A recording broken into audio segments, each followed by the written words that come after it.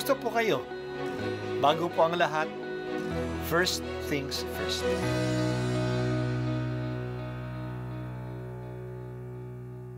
Good morning po.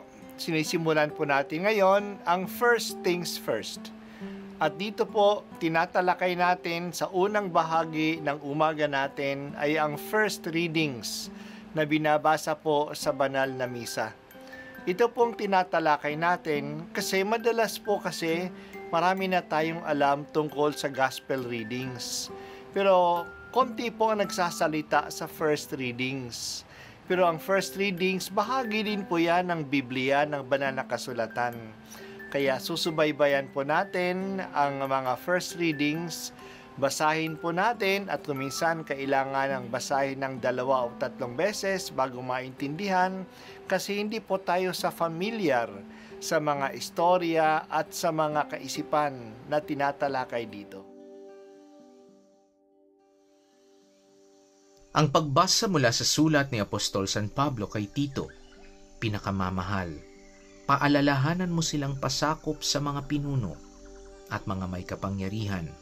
Sundin ang mga ito at maging handa sa paggawa ng mabuti. Pagbawalan mo silang magsalita ng masama kanino man. Kailangang maging maunawain sila, mahinahon at maibigin sa kapayapaan.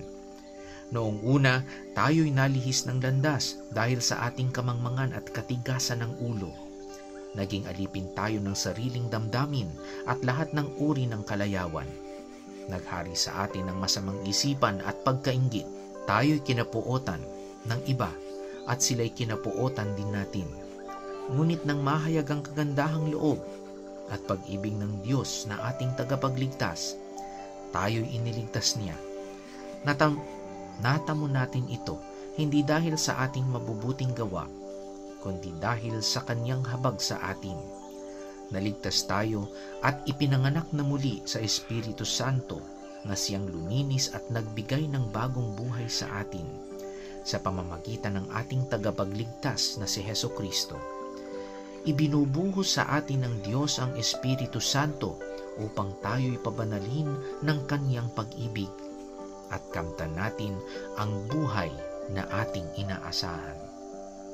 Ang salita ng Diyos. Salamat sa Diyos. Ang liham ni San Pablo ay may malalim na doktrina na itinuturo tungkol sa simbahan, tungkol kay Kristo, tungkol sa binyag at sa Eukaristiya, at tungkol sa muling pagkabuhay. Pero ito'y may mga practical din na mga aral tungkol sa pang-araw-araw na buhay ng tao. Sa bahaging ito na binasa natin, may mga practical na paalaala si Pablo kay Tito na dapat ituro niya sa mga tao tulad ng pagsunod sa mga leaders, pagiging handa sa paggawa ng kabutihan, nawang magsalita ng masama laban sa iba, na maging maunawain at mahinahon. Mga praktikal na mga bagay na ito. Pinapaalaala din ni Pablo na huwag kalimutan ng mga Kristiyano ang mga uri ng buhay nila noon bago pa sila nagbago kay Kristo. Ang mga taga-Kreta ay kilala ng mga sinungaling. Matitigas ang ulo nila. Mainggitin at magalitin pa. At galit din ang iba sa kanila. Hindi ba may ganito din tayong mga ugali? Pero kahit na ganun sila, pinakita ng Diyos ang Kanyang kabaitan sa kanila. Niligtas sila. Hindi sila niligtas dahil sa sila ay mabait. Niligtas sila dahil masama sila. Binigyan sila ng bagong buhay sa pagbigay sa kanila ng Espiritu Santo. Pinabanal sila ng Diyos. Ganito na sila ngayon dahil sa ginawa ng Diyos sa kanila. Sinisimulan natin ang ating misa sa pagkilala na tayo mga makasalanan. Kinikilala natin na makalalapit lamang tayo sa Diyos sa banal na pagdiriwang dahil sa pag-ibig ng Diyos sa atin. Wala tayong mapanghahawakan na kabutihan sa ating sarili. Ang mapanghahawakan lamang natin ay ang awa ng Diyos.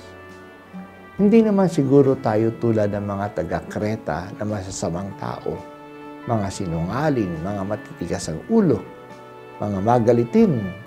Pero may sarili din tayo mga pagkukulang at pagmamalasakit. Kaya dapat nating kilalanin na kung hindi sa kabutihan ng Diyos sa atin, wala tayong kabutihan na maaabot.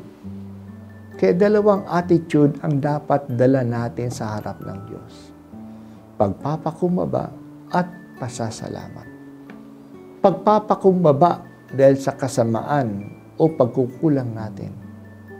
Pasasalamat dahil sa kabutihan ng Diyos sa atin. Salamat, Panginoon, sa pagbibigay mo sa amin ng Banal na Espiritu. Ito po ang lakas na galing sa iyo upang maisabuhay namin ang bagong buhay na bigay mo sa amin. Dahil sa pananampalataya. Salamat, Panginoon. Hindi mo lang kami tinubos. Binigyan mo rin kami ng halimbawa paano tumahak ng landas ng kabutihan at binigyan din po ninyo kami ng lakas ang iyong Espiritu upang magawa ito. Napakadakila ng kabaitan mo sa amin. Salamat, Panginoon.